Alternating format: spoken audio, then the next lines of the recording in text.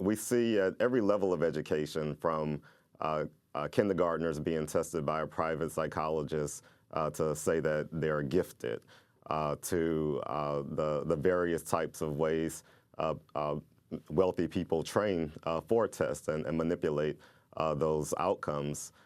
We see time and time again people using their money and their influence to create an unfair advantage for their children.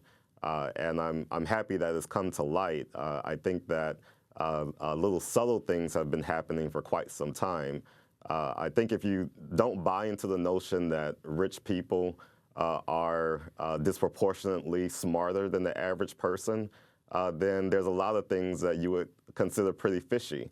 When you look at some of the high schools, like Georgetown Prep, where Brett Kavanaugh went, when you see how just about every student is going to one of these elite schools, we know that statistically it's improbable that they would just cluster all at that school. And with a private school like that, we have very little information. They're not held to the same standards as public schools.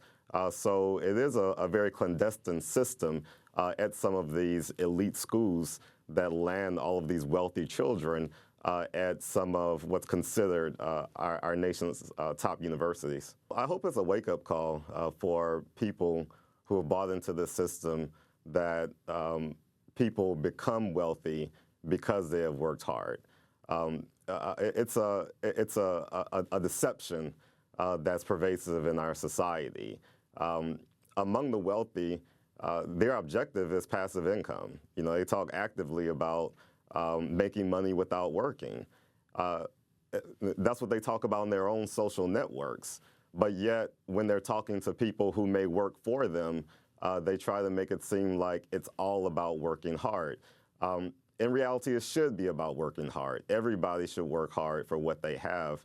But there are people in this country, unfortunately, who would rather manipulate the system so that some people work hard to get enough and other people work not at all and get more.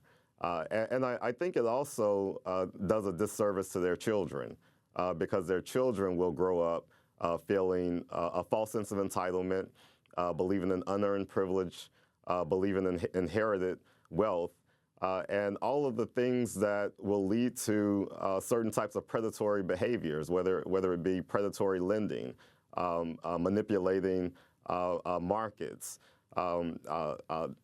predatory landlords, you know, different aspects of society that we've all grown to loathe.